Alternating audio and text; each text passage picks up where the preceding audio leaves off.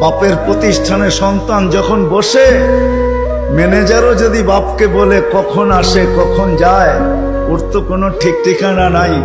বাপ এক দুই দিন শুনে, হয়তো তৃতীয় দিন বলে তোরা তো মাথা ব্যথা কেন, প্রতিষ্ঠান তো আমার, ছেলেও আমার, কখন আসলো কখন গেল এটা নিয়ে তোর মাথা ব্যথা কি?